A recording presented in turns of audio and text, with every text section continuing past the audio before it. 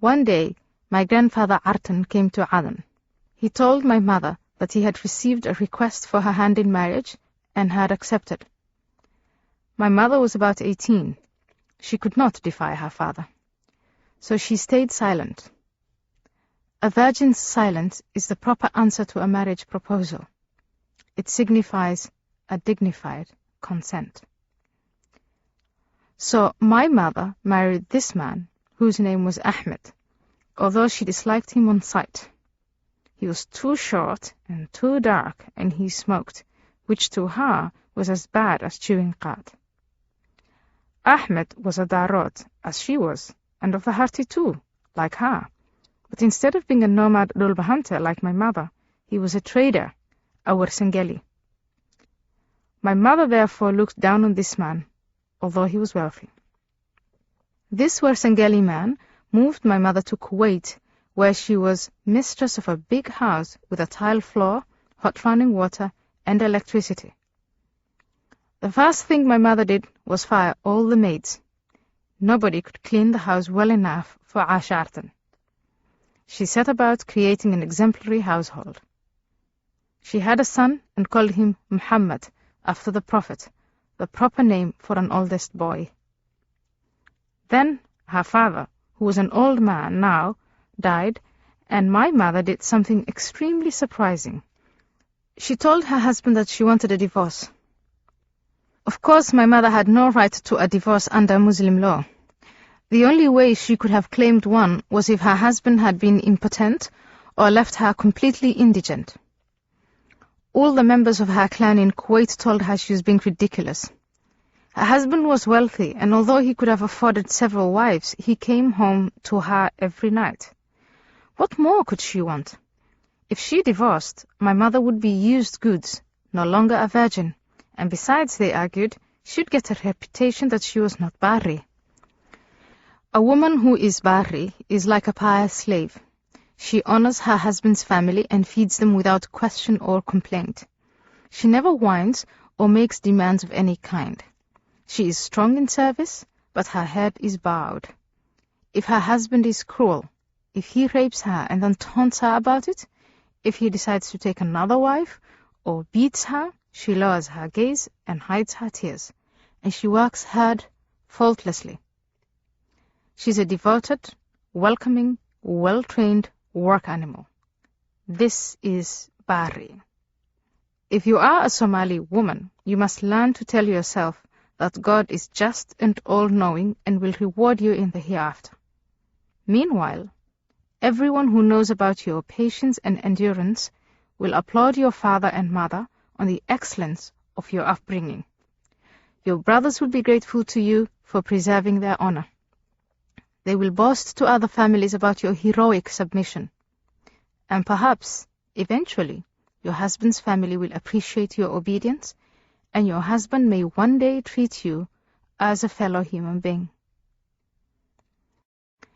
If, in the process of being Barri, you feel grief, humiliation, fatigue, or a sense of everlasting exploitation, you hide it. If you long for love and comfort, you pray in silence to Allah to make your husband more bearable. Prayer is your strength. Nomadic mothers must try to give their daughters this skill and strength called Barri. For years, my ma had been perfect. Her virtue had been legendary. Her work habits impeccable. Partly it was her nature. My mother found strength and comfort in clear-cut rules and the dead certainty that if she were good, she would go to paradise. I think, though, that she also feared her father might curse her if she disobeyed. A father's curse is the worst thing that can happen to you, a ticket straight to hell. But after her father died, my mother defied her husband. She turned away from him with the full force of the scorn she had stored up for so long. She refused even to speak to him. Finally, he agreed not to contest her claim for a divorce. A Kuwaiti judge granted her 7 more years with her son. When he was 10, Muhammad would return to live with his father.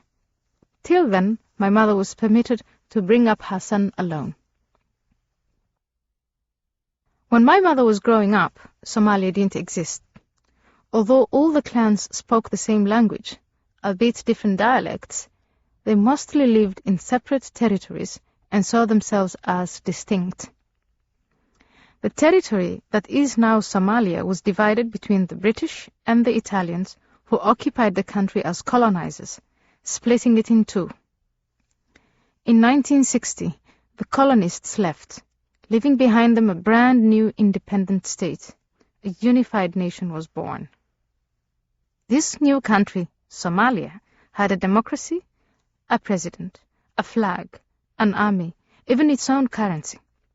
Sepia banknotes with dignified portraits of farm animals and people working in fields, like no scene my mother had ever witnessed. People who had always lived deep in the rural areas began streaming to the country's new capital, which the colonizers called Mogadishu. They thrilled to the idea of building one nation, great and powerful. So many hopes would be dashed in the coming years by the clan infighting, the corruption and violence into which the country, like so much of Africa, fell. But my mother couldn't have guessed what would happen. So, like so many others, she packed her bags, took her son and the dowry her husband had given her when she married him, and returned to Somalia, to Mogadishu, the capital, where she had never been. For the rest of her life, my grandmother berated my mother for this decision. Mogadishu was not Darod land. It was not even Isaq. It was deep in Hawiya territory, where my mother didn't belong.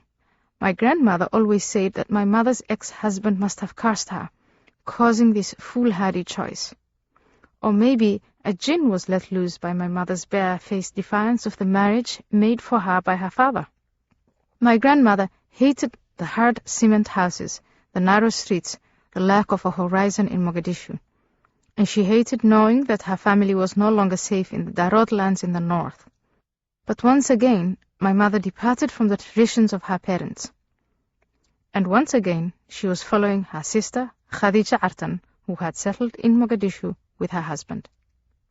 Khadija was a striking woman, as tall as my mother and just as lean. She had taut, angular features, hawk-like eyes, and a domineering manner. Her voice was powerful, and her gestures dignified and elaborate. My grandmother loathed her. Khadija was bald. She wore long western dresses that went down to her ankles, but were held slim against her body with zips and buttons. She also draped cloth of the rural Gaw and the urban dir'a around her. But Khadija's Gaws and dir'as were made of the choicest fabrics, expensive silks and chiffon instead of the basic cottons, and the way she wore them made other women seem clumsy and inadequate. Khadija held her hair high in a turban of cloth. She was modern. She was ecstatic about independence, the politics, and nightly discussions on the street. She positively bustled with self-importance through the new capital city.